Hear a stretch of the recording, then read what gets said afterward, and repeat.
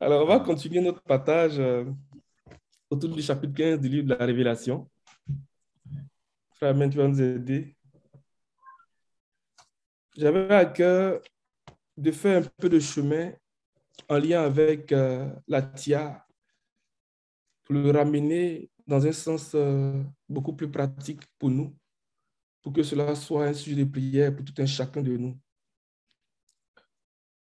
Alors, la TIA, nous l'avions présentée comme une couronne, comme un ornement, comme une parure, alléluia, comme l'expression de notre dignité devant le Seigneur. Et dans Lévitique chapitre 16, il a dit que cette TIA, et même dans les instructions que le Seigneur a données aux enfants d'Israël lorsqu'ils faisaient les habits sacrés, la TIA devait être de fin lin pur. Alléluia. Donc, quand on regarde Lévitique chapitre 21,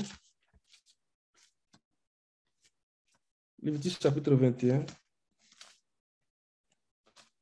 le verset, donne-moi 2 secondes, frère, amen. Lévitique 21, verset 12, tu l'as. Lévitique 21, verset 12. Il ne sortira pas du sanctuaire et ne profanera pas le sanctuaire de son Dieu, car l'huile d'onction de son Dieu est une couronne sur lui. Je suis l'Éternel. Alléluia. La TIA était présentée, ou bien présentée comme une couronne, est présentée comme une parure, est présentée comme notre ornement, est présentée comme la marque de notre dignité devant le Seigneur. Et ce passage nous dit que l'huile d'onction du Seigneur sur le sacrificateur est une couronne, est la couronne de Dieu sur lui. Alléluia. Et dans l'instruction que le Seigneur a donnée à Moïse, dans la composition de l'huile d'onction, que nous trouvons dans Exode 30, à partir du verset 22, nous allons regarder, nous allons voir que cette huile d'onction était composée de certains parfums, dans des proportions bien précises, dans des proportions bien définies par le Seigneur. Et c'est ce que nous voulons considérer ce matin et demander la grâce du Seigneur. Parce que quand on parle de la TIA, bien quand on parle des vêtements sacrés, beaucoup se sont fait des vêtements aujourd'hui, un peu comme au temps d'Aaron, et ils se présentent avec ça devant les gens. Alors que c'est dans un langage spirituel que le Seigneur nous enseigne. Et c'est ce langage-là que nous voulons comprendre pour aller chercher ces éléments-là pour nous. Alléluia. Donc, dans Exode 30, le verset 22, frère Amen, tu peux y aller. L'Éternel dit à Moïse, prends des meilleurs aromates, 5 kilos de myrrhe, de celle qui coule d'elle-même, la moitié, soit 2,5 kg de cinnamome aromatique, 2,5 kg de roseau aromatique, 5 kg de cassis, tout cela d'après la valeur étalon du sanctuaire, ainsi que 4 litres d'huile d'olive. Tu feras avec cela une huile pour l'onction sainte, un mélange de parfums préparé selon l'art du parfumeur. Ce sera l'huile pour l'onction sainte. Alléluia. Donc, Lévitique nous dit que cette huile-là est la couronne du Seigneur, est l'expression de notre TIA. Et cette huile-là est composée dans les proportions que nous regardons dans ce passage-là. Donc, elle est composée des meilleurs aromates. Quand on parle des aromates, dans Genèse 43, verset 11, lorsque Jacob envoyait ses enfants en Égypte pour la deuxième fois, il leur a dit de prendre les meilleures productions du pays. Donc, les aromates font partie des meilleures productions du pays. Mais nous ne parlons pas d'un pays physique dans le langage spirituel. Nous parlons du ciel. Nous parlons de notre patrie, de notre cité céleste. Alléluia. Et le meilleur don, bien le meilleur produit du ciel, c'est le Saint-Esprit. Alléluia. Le meilleur don du ciel, c'est la rosée, c'est le Saint-Esprit.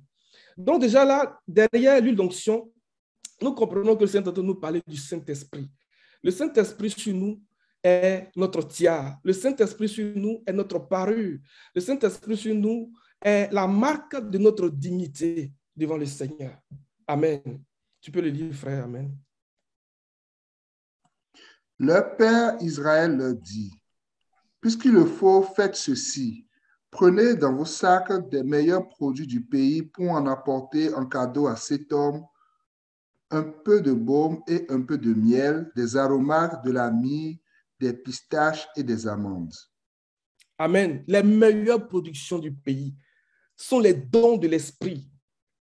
Ce sont les dons de l'esprit parce que le meilleur produit du ciel, c'est le Saint-Esprit, c'est la rosée. Et donc, les dons de l'esprit. Amen. Et donc, le Seigneur dit à Moïse de prendre les aromates, meilleure production du pays, pour en faire l'huile d'onction, selon l'art du parfumeur, dans des proportions bien précises. Donc, il a dit de prendre 5 kilos de myrrhe. La myrrhe ici, on va aller avec le strong, ça va être plus simple pour tout le monde. J'espère que vous suivez en même temps que le frère Amen projette ces choses-là. Amen. Alléluia.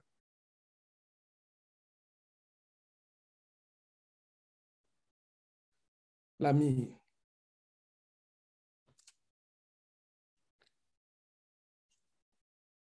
La myrrhe, c'est une résine qui vient de l'écorce d'un arbre d'Arabie, utilisée pour l'huile sacrée et en parfumerie. Lorsqu'on commence à croiser dans ce strong-là les différents versets dans lesquels il apparaît, j'ai retenu quelques versets. Lorsque Esther et toutes les filles qui avaient été choisies devaient se préparer avant d'accéder dans la présence du roi, la Bible dit dans Esther chapitre 2, verset 12, que ces filles-là, ces jeunes filles-là devaient prendre soin de leur toilette avec la myrrhe. Mais quand on regarde le strong de toilette ici, frère Amen, tu peux y aller. On va essayer d'aller un peu vite parce qu'il y a deux autres points que je voudrais atteindre ce matin. Reste dans Esther 2, là. Esther 2, verset 12, là. Et tu vas dans le strong.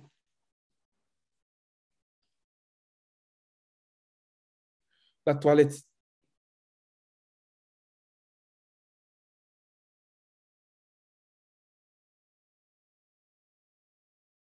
C'est traduit par grattage, frottement. De l'année de préparation des filles pour le harem, toilette du corps. Alléluia. Le Seigneur nous donne son esprit pour notre toilette, mais dans une action de grattage, dans une action de frottage, dans une action pour exfolier, d'exfoliation. Amen. Pour les femmes qui ont l'habitude d'utiliser des produits cosmétiques, là, elles sont familières à ce thème-là, l'exfoliation. Donc, enlever tout ce qui est mort, tout ce qui est peau morte. Alléluia. Le Saint-Esprit que Dieu nous donne vient avec les proportions de la myrrhe pour faire ce travail de purification, pour faire ce travail d'épuration et pour faire ce travail d'affinement. Alléluia. Voici comment le Seigneur vient nous préparer. Parce qu'une année, pour nous, c'est l'année de la grâce. C'est l'année qui a été accordée à l'Église pour se préparer afin de paraître devant le Seigneur dans cet état, cet aspect de gloire, sans tache, ni ride, ni rien de semblable, mais sainte et irrépréhensible.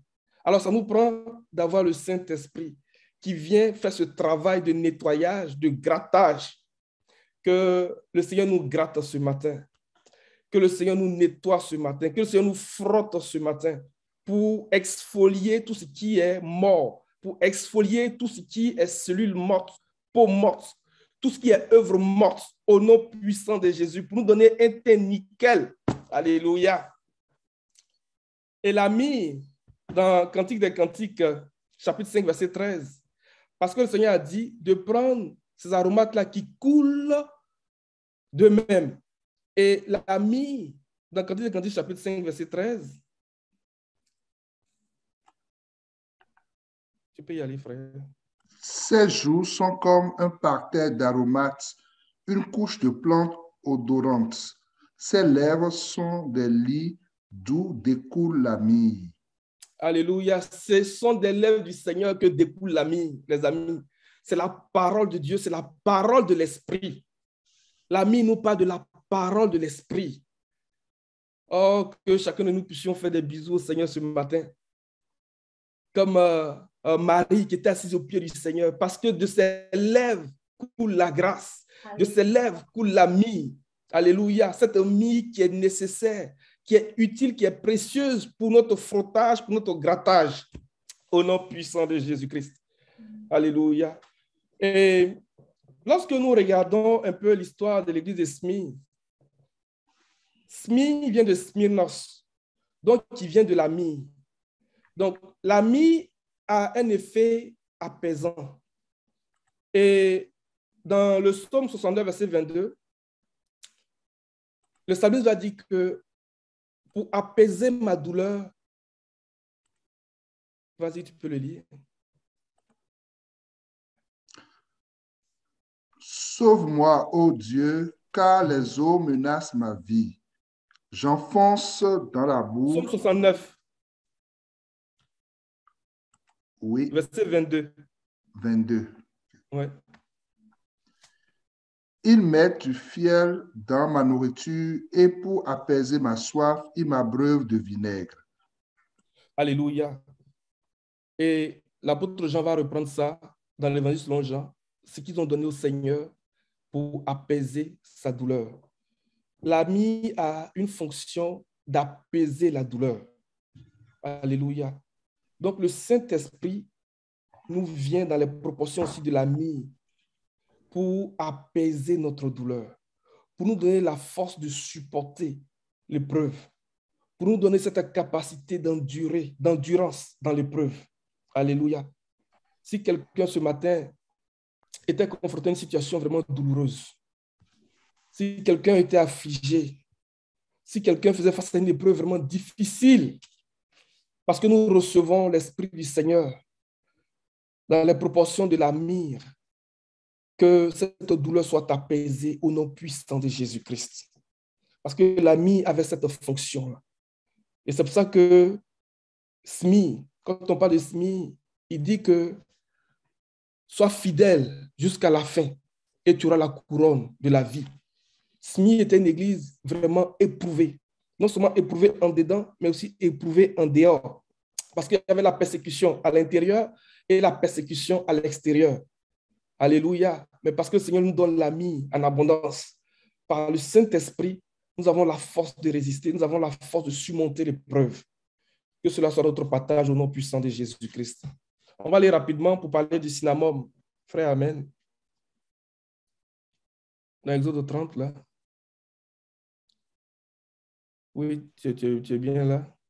Verset. Dans le verset 23. Prends des meilleurs aromates, 500 cycles de myrrhe, de celle qui coule d'elle-même, la moitié, soit 250 cycles de cinnamome aromatique. Cinnamome.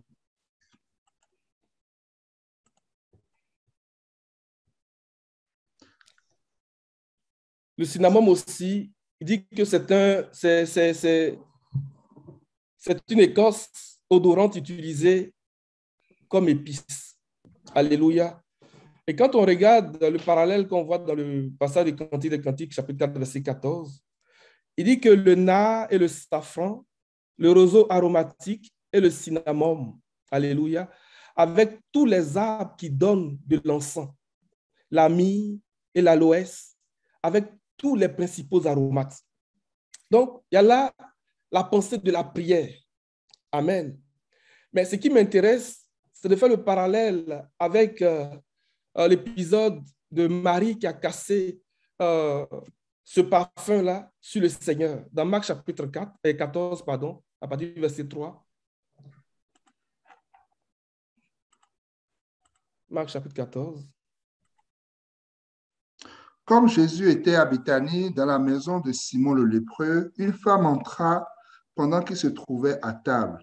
Elle tenait un vase d'albâtre qui renfermait un parfum de nard pur de grand prix, et ayant rompu le vase, elle répandit le parfum sur la tête de Jésus. Quelques-uns exprimaient en eux leur indignation. À quoi bon perdre ce parfum?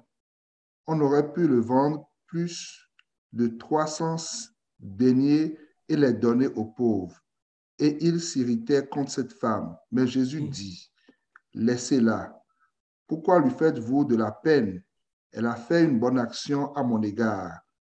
Car vous avez toujours les pauvres avec vous et vous pouvez leur faire du bien quand vous voulez. Mais vous ne m'avez pas toujours. Elle a fait ce qu'elle a pu. Elle a d'avance embaumé mon corps pour la sépulcre. Je vous le dis en vérité, partout où la bonne nouvelle sera prêchée dans le monde entier, on racontera aussi en mémoire de cette femme ce qu'elle a fait.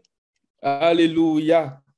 Le cinnamome nous parle de quelque chose qui a de la valeur devant le Seigneur, de nos bonnes œuvres devant le Seigneur. Le cinnamome nous parle du parfum de la connaissance de Christ que nous diffusons, alléluia, que nous répandons partout où nous passons. Et c'est ce que l'apôtre Paul va reprendre dans 2 Corinthiens 4, 2 Corinthiens chapitre 2, pardon, à partir du verset 14, qui dit que nous diffusons et nous répandons le parfum de la connaissance de Christ.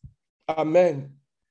Le Saint-Esprit nous est donné comme la couronne, comme notre marque de dignité, comme cette parure, comme cet ornement, alléluia, dans les proportions de la myrrhe, mais aussi dans les proportions du cinnamome, pour répandre à travers nous le parfum de la connaissance de Christ.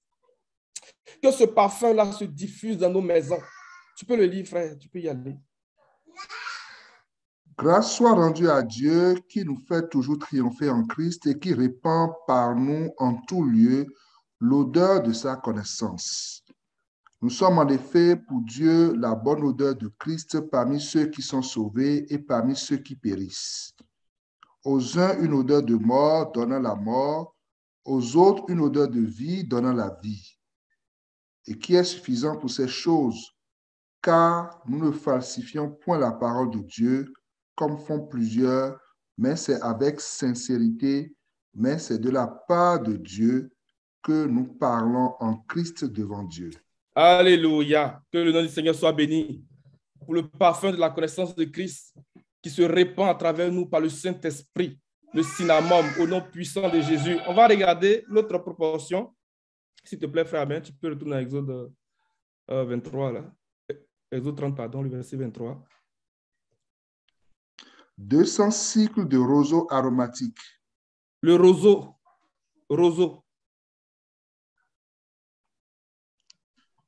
Alléluia.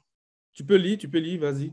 Roseau, tige, os, balance, tige, plante d'eau, roseau, jonc, calamus, roseau aromatique. Dérivé du sens des cannes à mesurer. Canne comme unité de mesure, coudée, mètre, fût de lampe, branche de chandelier, jointure de l'épaule. Alléluia. Le roseau ici, c'est l'expression de la force. Parce que quand on va regarder la définition 3 qui est là, ça nous parle de la force, ça nous parle de la puissance. Mais c'est le même mot qui est utilisé pour parler de la tige principale du chandelier. Donc, il y a là la pensée de l'esprit de sagesse et de révélation. D'abord, l'esprit de Dieu. La tige principale, c'est l'esprit de Dieu. Donc, l'esprit de sagesse et de révélation. L'esprit de conseil et de force, de puissance. L'esprit de connaissance et de crainte de Dieu. Alléluia. Donc, les mesures de l'esprit que le Seigneur nous donne, la sagesse et l'intelligence que le Seigneur nous donne, le conseil et la force. Alléluia. Tu peux regarder dans le Strong, la définition 3. Oui, là où tu es, là, juste au-dessus, oui. Tu peux lire, vrai.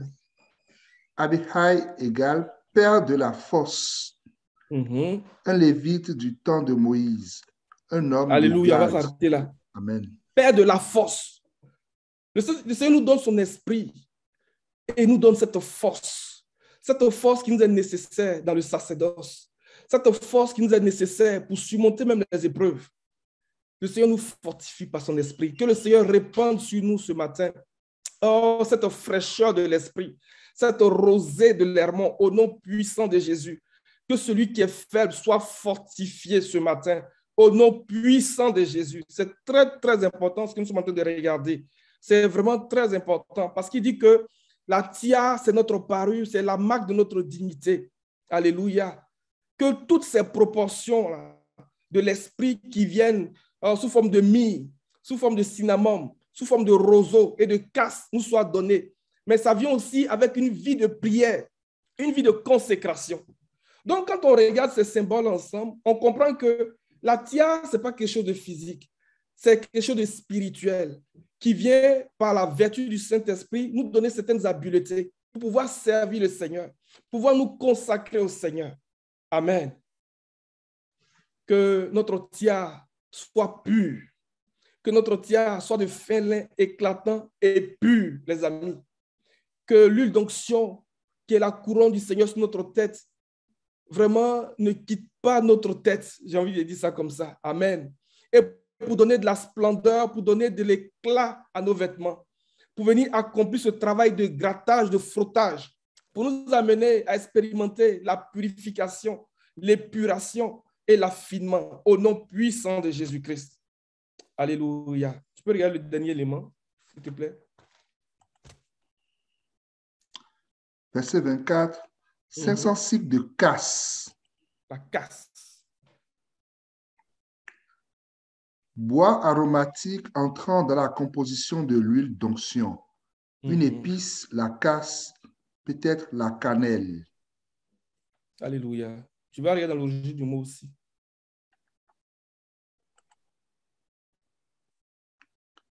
S'incliner, se courber. Ça vient d'un mot qui est traduit par le fait de s'incliner, se courber. Il y a là l'idée d'adoration. Il y a là l'idée de se prosterner devant le Seigneur. Il y a là l'idée de la dévotion totale à Dieu. La casse. Donc, le Saint-Esprit nous a donné comme la couronne, la marque de la dignité, pour nous amener à adorer le Seigneur en esprit et en vérité. Pour nous amener à incliner nos cœurs devant le Seigneur. Pour nous amener à adorer le Seigneur comme il le veut. À rendre un culte qui lui est agréable. Alléluia. Les amis, on ne peut pas adorer le Seigneur sans son esprit. Ce n'est pas possible. L'apôtre Paul dit que nous ne savons pas ce qu'il convient de demander à Dieu dans nos prières. Mais le Saint-Esprit nous vient en aide. Et lui-même, il prie pour nous. Il intercède pour nous. Alléluia. Et Dieu qui connaît quelle est la pensée de l'Esprit, parce que c'est en accord avec lui. À travers la casse, le Seigneur nous fait connaître sa pensée pour nous amener à l'adorer d'une manière qui lui est agréable. Alléluia. Que par le Saint-Esprit, le Seigneur nous amène à nous prosterner devant lui, à nous humilier devant lui, sincèrement, dans une adoration qui est vraiment sincère et authentique, au nom puissant de Jésus-Christ. Donc, j'ai voulu amener ces points-là pour comprendre que quand on parle de la tia, on parle aussi de la vie de l'Esprit qui nous vient dans ces mesures-là pour nous élever, pour nous amener à nous consacrer davantage au Seigneur. Que le nom du Seigneur soit béni. Que le nom du Seigneur soit béni. Alors, on va repartir dans nos textes de base, après chapitre 15. J'espère que j'aurai le temps. Bon, quand même, ça va un peu. Après chapitre 15, on va regarder le verset 5. Après cela, je regardai et le temple du tabernacle du témoignage fut ouvert dans le ciel. Tu peux continuer la lecture jusqu'au verset 6. Et les 7 anges qui tenaient les 7 fléaux sortis du temple, revêtus d'un lin pur, éclatant et ayant des ceintures d'or autour de la poitrine. Alléluia. Le verset 5 dit que Jean dit qu'il regardait et le temple du tabernacle du témoignage fut ouvert dans le ciel. Lorsque le temple, ou bien lorsque le tabernacle s'ouvre dans le ciel, il y a une activité qui se passe. Dans ce passage ici, il nous est dit que les 7 anges qui tenaient les 7 derniers fléaux sortis du temple. Mais cette même pensée, nous la retrouvons aussi dans le chapitre 11, verset 19. Lorsque le temple fut ouvert dans le ciel, il y a eu une activité qui s'est passée dans le ciel. Verset 19.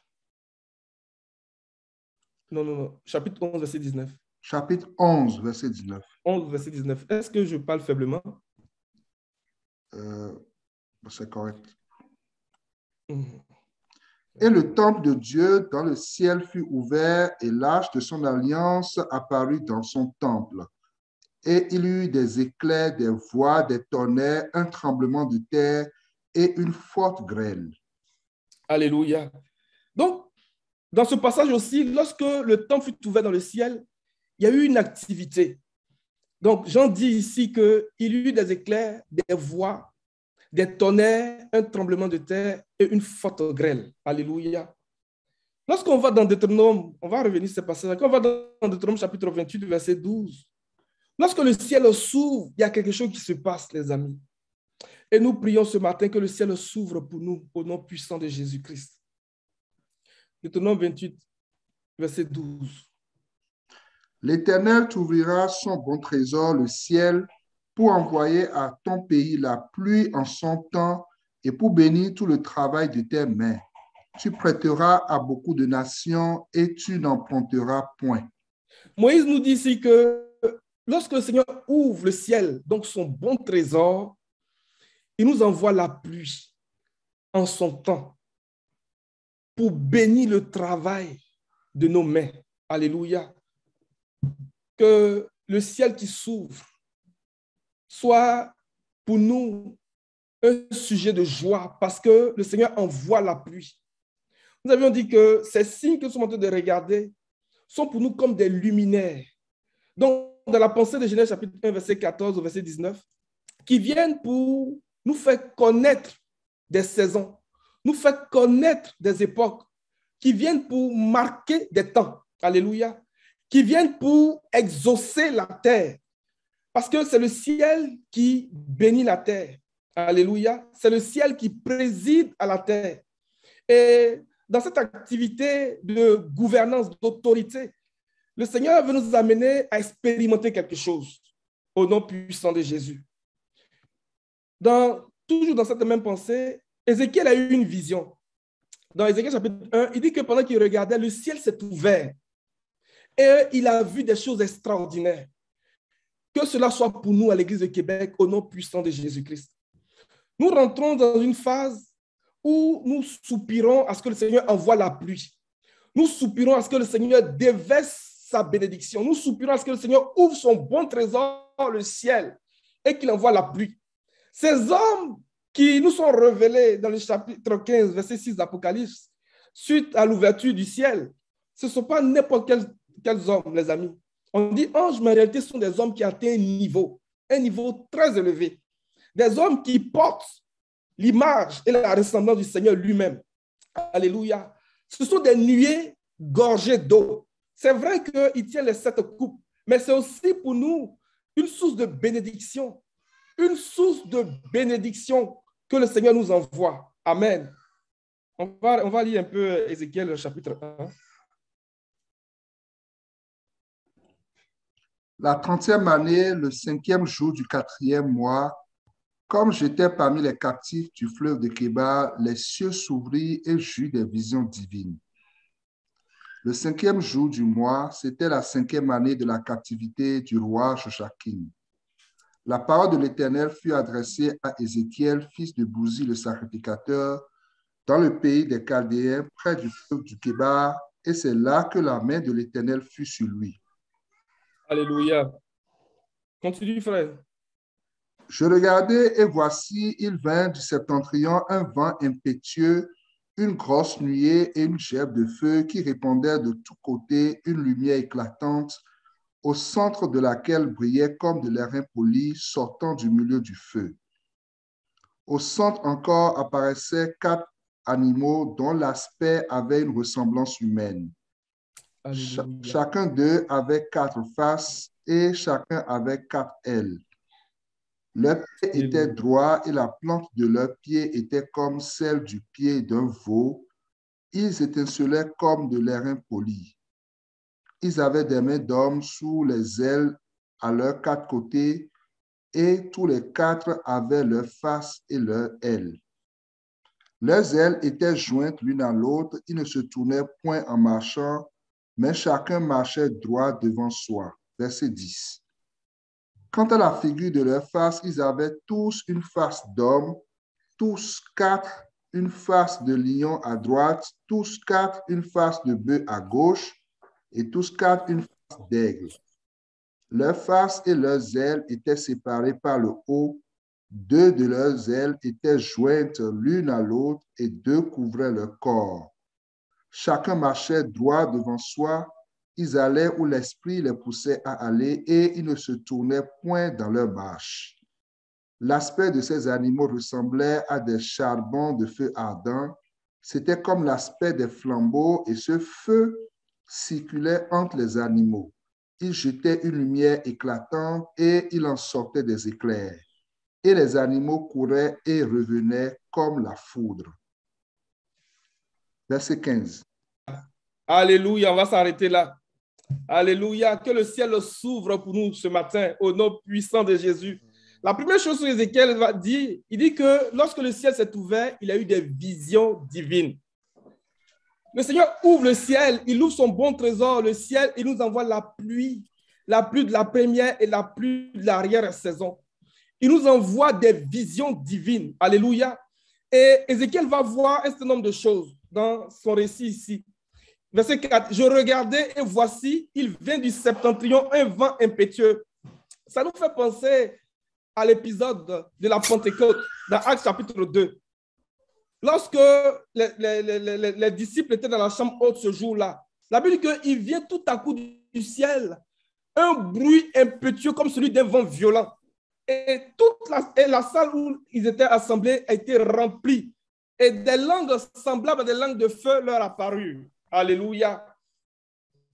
Toujours dans Ézéchiel chapitre 1, verset 4, là, il dit une grosse nuée et une gerbe de feu qui répandait de tous côtés une lumière éclatante, au centre de laquelle brillait comme de l'airain poli, sortait du milieu du feu.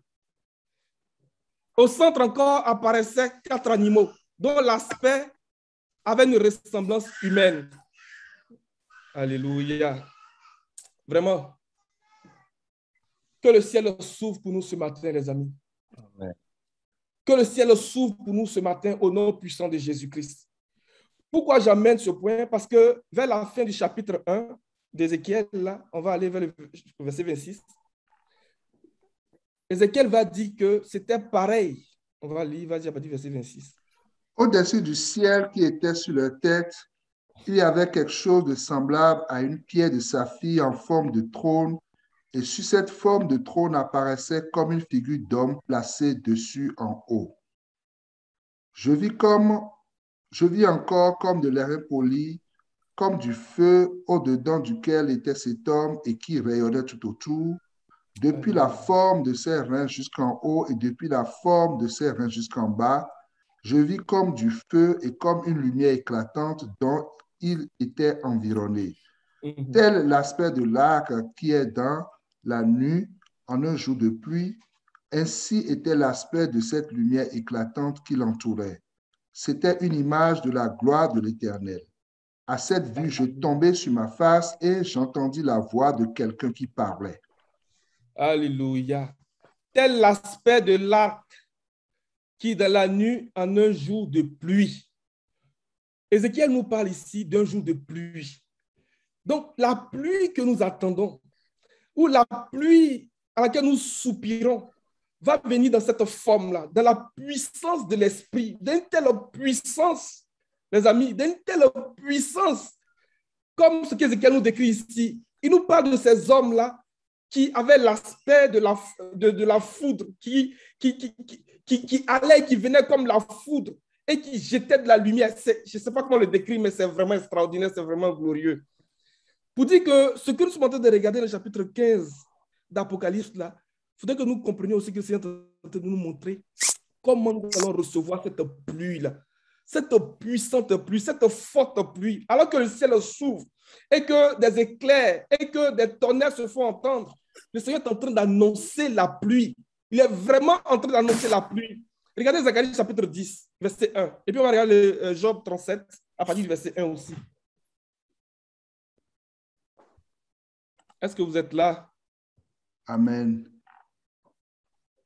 Zacharie 10, verset 1. Verset 1. Amen. Ton amen est léger. Hein? Alléluia. Amen. Demandez à l'Éternel la pluie du printemps. L'Éternel produira des éclairs et il vous enverra une abondante pluie. Il donnera à chacun de l'herbe dans son champ. Amen. Alléluia. Demandez à l'Éternel la pluie du printemps. L'Éternel produira des éclairs. Donc, pour qu'il y ait pluie, le Seigneur va commencer à produire des éclairs. Et après 11, verset 19 dit que lorsque le temple du Seigneur dans le ciel a été ouvert. Il y a eu des éclairs, il y a eu des voix, il y a eu des tonnerres. Le Seigneur est en train d'annoncer la pluie. Le Seigneur nous annonce comment cette pluie-là va venir. Aussi dans la pensée du chapitre 1 d'Ézéchiel que nous sommes en train de regarder, une forte pluie au nom puissant de Jésus-Christ. Job 37, à partir du verset 1.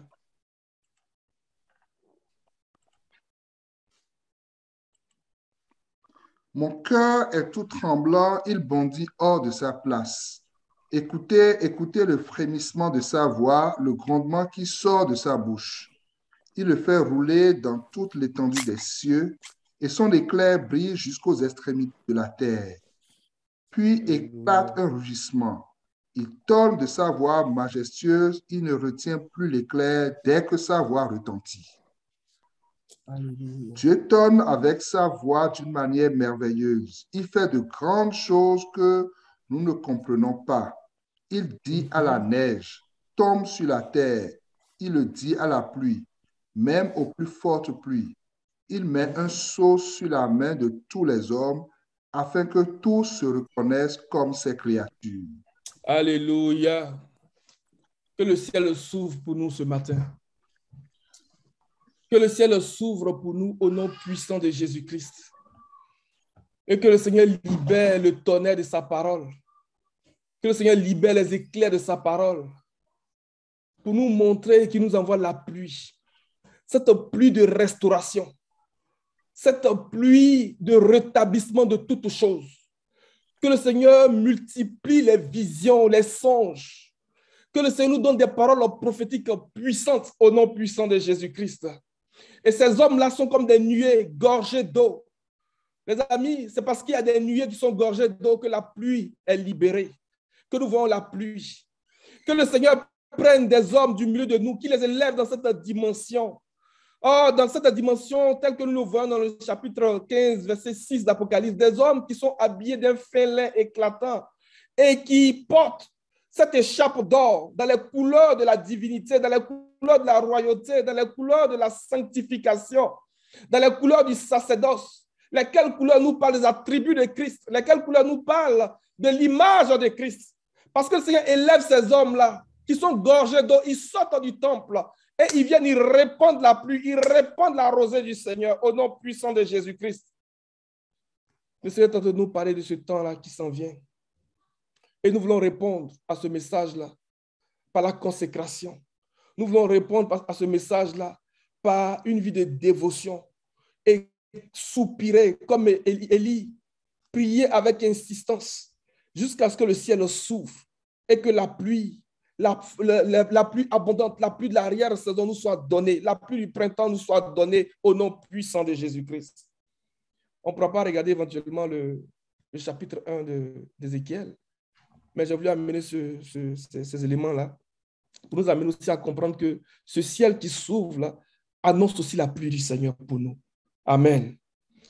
Nous allons rapidement regarder l'autre aspect que nous voyons dans le verset 6 de chapitre 15. Il est dit que ces hommes-là tenaient les 7 fléaux, les 7 coupes. Est-ce que tu es dans l'Apocalypse chapitre 15? Oui.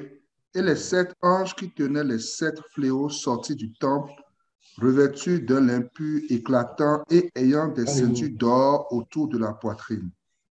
Alléluia. L'autre symbole que nous regardons ici, ce sont les coupes que ces 7 anges tenaient. Ce ne sont pas les mêmes coupes que nous retrouvons par exemple dans le lieu saint, la coupe de la bénédiction. Ce n'est pas la même chose. Quand tu regardes dans le Strong, frère,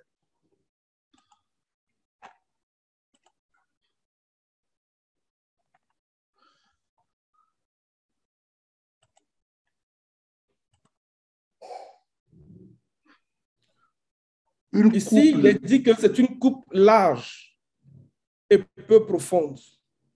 Une sous-coupe creuse. Ce n'est pas la même coupe qu'on va retrouver dans le lieu saint, par exemple. Ici, c'est une coupe large, donc c'est la coupe de la colère. C'est la coupe du jugement. Et déjà, dans le chapitre 14, à partir du verset 19, je vais lire rapidement.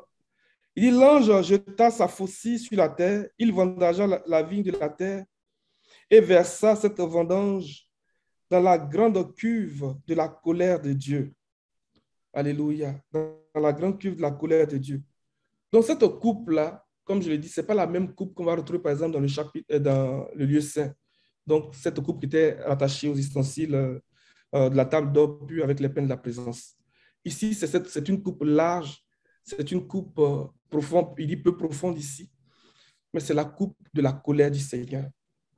Et dans Ézéchiel 23, le verset 32, il va donner cette définition là-bas. Ézéchiel 23, verset 32. Donc, nous allons considérer cette coupe en tant que symbole et nous allons considérer le contenu de cette coupe-là pour comprendre la pensée du Seigneur en lien avec les jugements qui vont être prononcés. Tu peux lire. Ainsi parle le Seigneur l'Éternel, tu boiras la coupe de ta sœur, tu la boiras large et profonde. Elle te rendra un objet de risée et de moquerie, elle contient beaucoup. Tu peux lire, continue. Tu seras rempli d'ivresse et de douleur. C'est la coupe de désolation et de destruction, la coupe de ta sœur Samarie. Tu la boiras, tu la videras, tu la briseras en morceaux et tu te déchireras le sein. Car j'ai parlé, dit le Seigneur l'Éternel. Alléluia. Donc il dit, tu seras rempli d'ivresse et de douleur. C'est la coupe de désolation et de destruction. La coupe de ta sœur Samarie, tu la boiras, tu la videras, tu la briseras en morceaux et tu te déchireras le sein. Car j'ai parlé, dit le Seigneur l'Éternel. Donc cette coupe-là, c'est la coupe de la colère du Seigneur. Mais dans la pensée d'Ézéchiel 23, 32 que nous regardons ici, c'est la coupe de la désolation, c'est la coupe de la destruction. Alléluia. Et dans Jérémie 25, à partir du verset 15, lorsque le Seigneur va dire à Jérémie de prophétiser sur toutes les nations, il lui a dit, prends de ma main cette coupe et fais-la boire à toutes les nations. Jérémie 25, verset 15.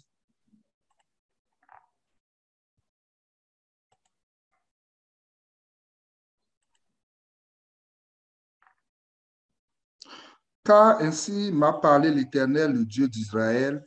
Prends de ma main cette coupe remplie de vin de ma colère et fais-la boire à toutes les nations vers lesquelles je t'enverrai. Ils boiront et ils chancelleront et seront comme fous à la vue du glaive que j'enverrai au milieu d'eux. Alléluia. Donc, c'est dans la même pensée aussi que ce que Jérémie nous dit ici. Donc, c'est la coupe remplie de la colère du Seigneur. Mais regardez bien le contenu de la coupe. Il dit, prends de ma main cette coupe remplie du vin de ma colère. C'est le vin, le contenu là, c'est le vin de la colère du Seigneur. Mais d'où est-ce que ce vin-là est sorti? D'où est-ce que le Seigneur a extrait ce vin-là? C'est ce que le verset 20, verset 19, verset 20 du chapitre 14 Apocalypse nous dit. Il dit, l'ange jeta sa faucille sur la terre. Il vendagea la vigne de la terre et versa cette vendange dans la grande cuve de la colère de Dieu. Donc, c'est la vendange de la terre. Le contenu de cette coupe-là, c'est la vendange de la vigne de la terre. Verset 20, le raisin fut écrasé dans la cuve à l'extérieur de la ville. Du sang en sortit et monta jusqu'aux morts des chevaux sur une étendue de 300 km. Mais déjà, Moïse, dans Deutéronome 32, verset 32, nous a donné des instructions au sujet de cette vigne de la terre, au sujet de ce vin de cette terre-là. Deutéronome 32, verset 32. Nous allons regarder ça avant de nous arrêter. Et prochainement, par la grâce de Dieu, nous pourrons commencer à regarder les différents jugements qui ont été prononcés à partir du chapitre 16. Mais la vigne est du plan de Sodome et du territoire de Gomorrhe. Du terroir de Gomorrhe.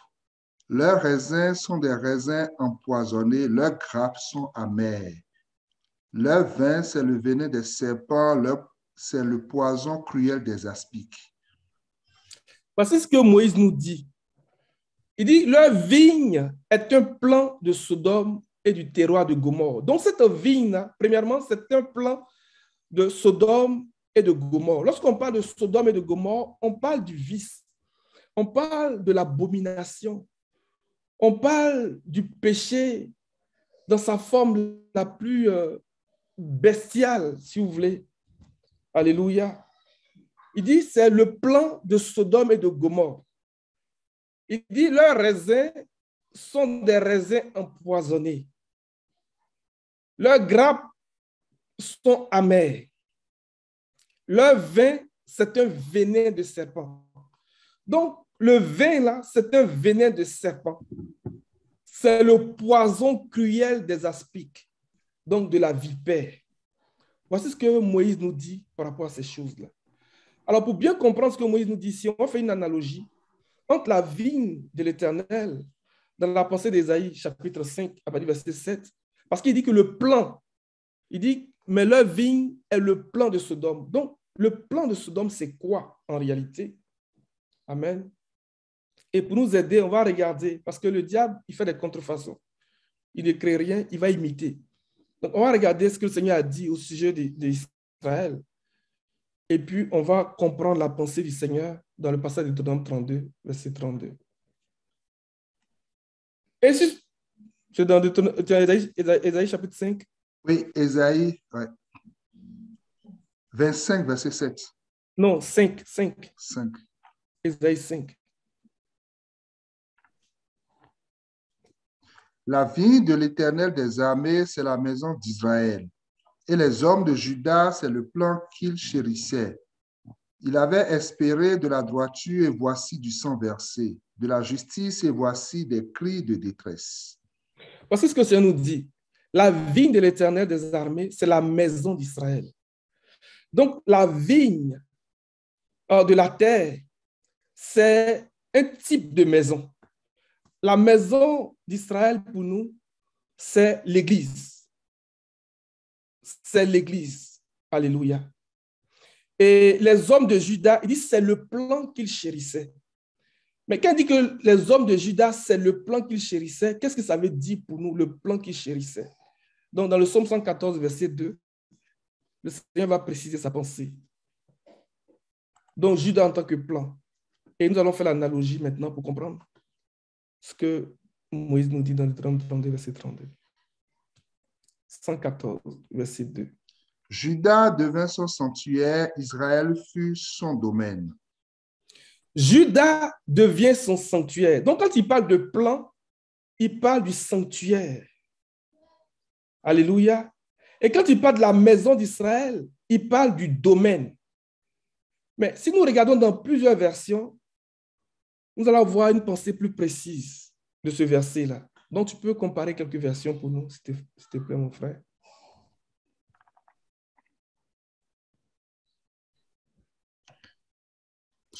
Juda devint le sanctuaire de l'Éternel, Israël devint son domaine. Martin, Juda devient une chose sacrée à Dieu et Israël son empire. Alléluia. Darby, Juda fut son sanctuaire, Israël la sphère de sa domination. Alléluia. J'aime beaucoup la traduction d'Arby. Vous voyez, il dit Juda devient son sanctuaire et Israël la sphère de sa domination.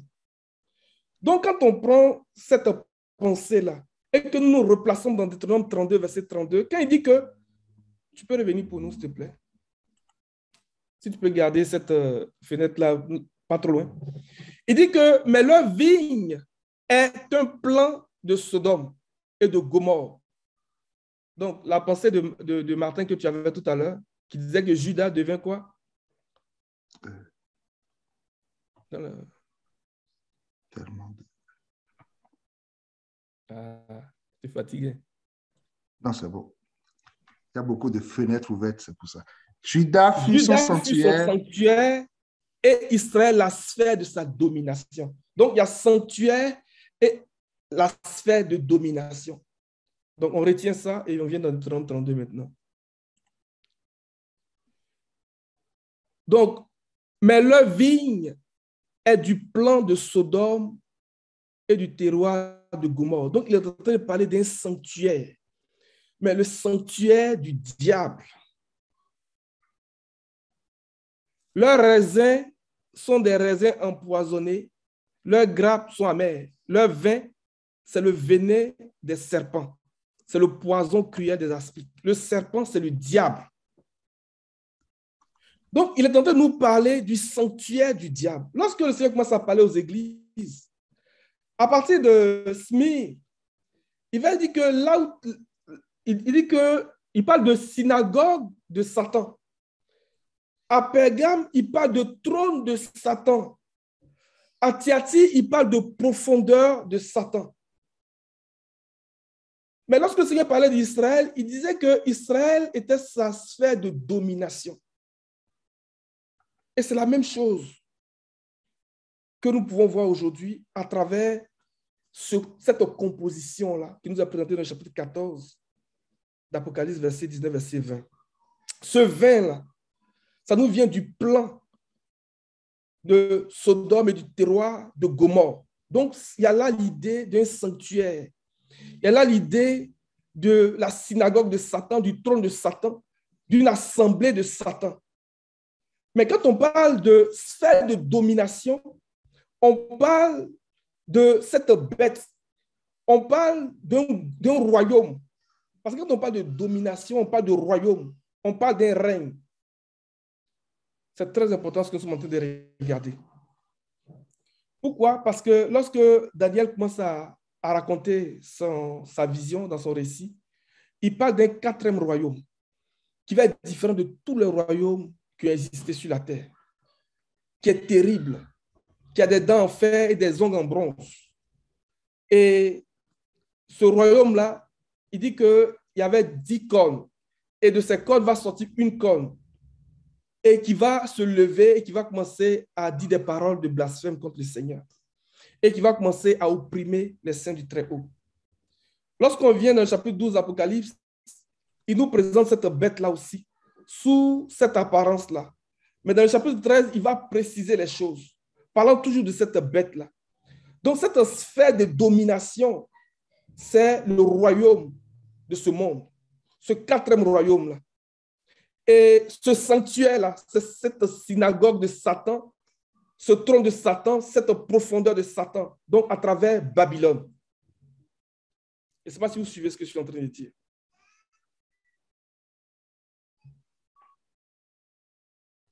Alléluia.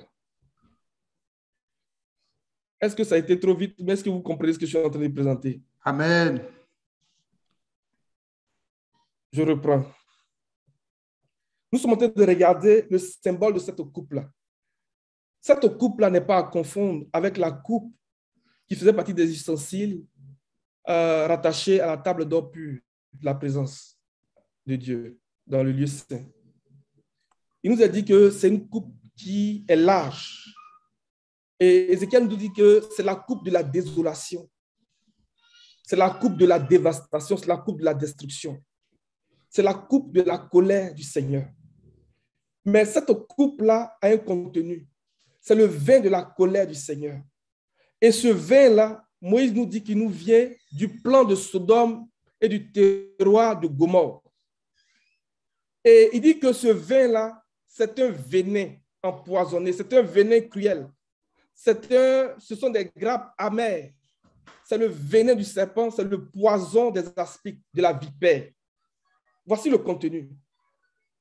Alléluia. Voici le contenu de cette coupe-là. Et ce plan de Sodome et de Gomorrhe, quand on le considère en regardant ce que le Seigneur dit lui-même de sa vigne, il dit que Judas est le plan qu'il chérissait. Et le psalmiste nous dit que Judas, lorsque le peuple d'Israël est sorti de l'Égypte, Judas était son sanctuaire. Donc le plan ici nous parle du sanctuaire.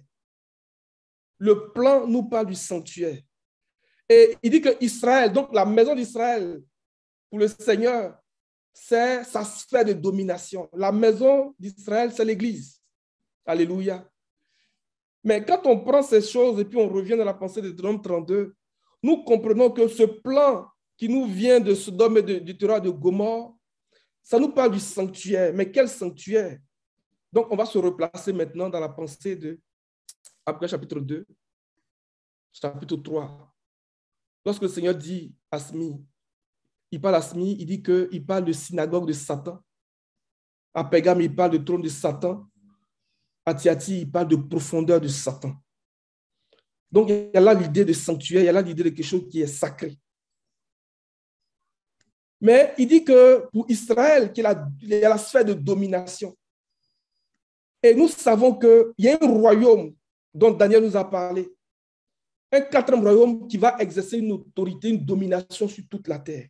Donc, cette sphère de domination-là nous parle du royaume de la bête.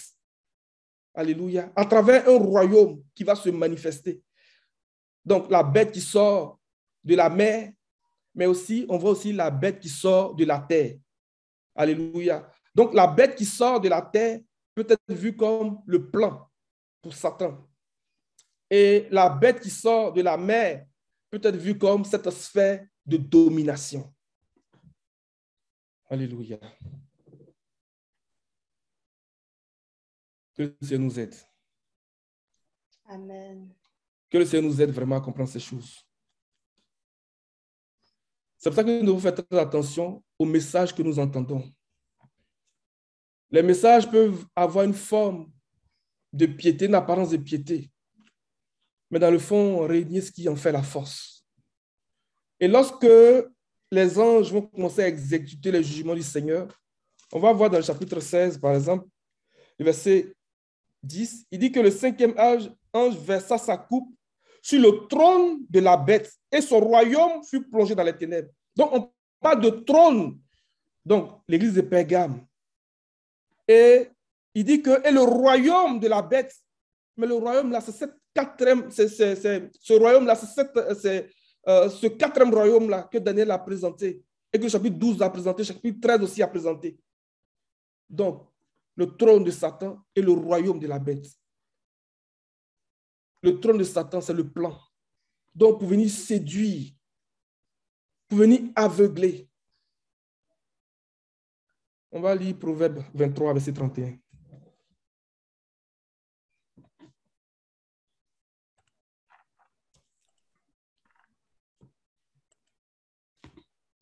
Proverbe 23, verset 31. On n'a pas dit verset 31. Ne regarde pas le vin qui paraît d'un beau rouge, qui fait des perles dans la coupe et qui coule aisément. Il finit par mordre comme un serpent et par piquer comme un basilic. Regardez, il dit ne regarde pas le vin qui paraît d'un beau rouge, qui fait des perles dans la coupe et qui coule aisément. Il finit par mordre comme un serpent et par piquer comme un basilic.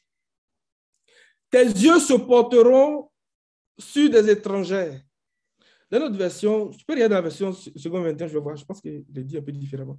Verset 33, là. Il dit, tes yeux auraient alors d'étranges visions et ton cœur exprimerait le dérèglement.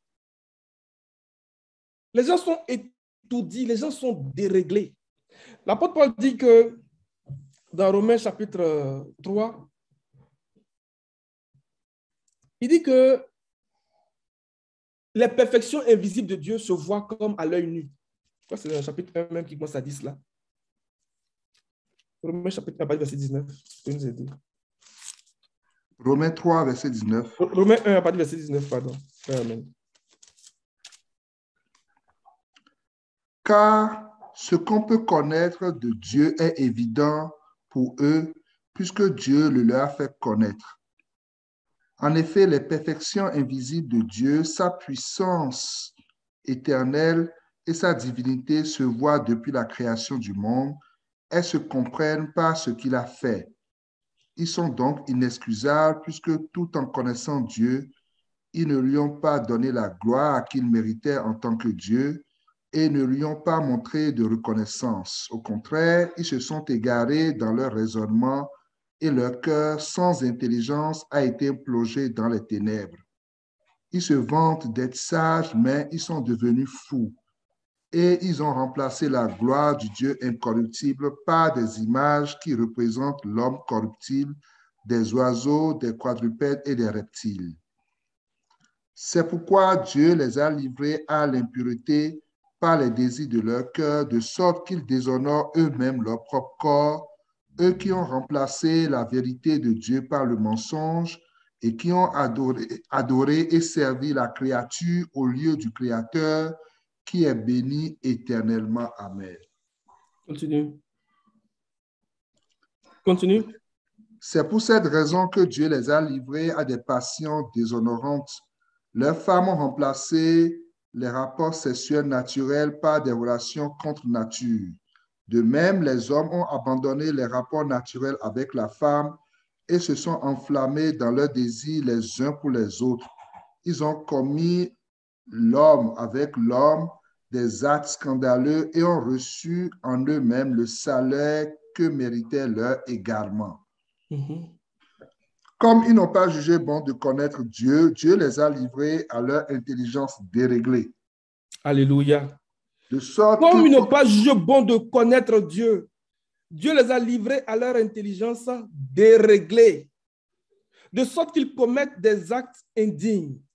Ils sont remplis de toutes sortes d'injustices, d'immoralité sexuelle, de méchanceté, de soif de posséder et de mal.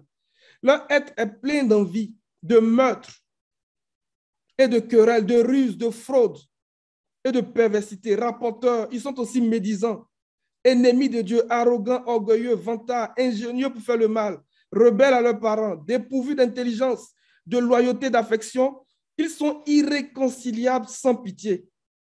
Et bien qu'ils connaissent le verdict de Dieu, déclarant dignes de mort les auteurs de tels actes, non seulement ils les commettent, mais encore ils approuvent ceux qui agissent de même. Dieu les a livrés à leur intelligence déréglée. Mais le passage de Proverbe 23, verset 33, là, dit, tes yeux auraient alors d'étranges visions et ton cœur exprimerait le dérèglement. Ça vient de là, les amis. Que le Seigneur nous garde, les amis. Aucun de nous ne participe à cette coupe-là, cette coupe de désolation, de dévastation, de la colère du Seigneur.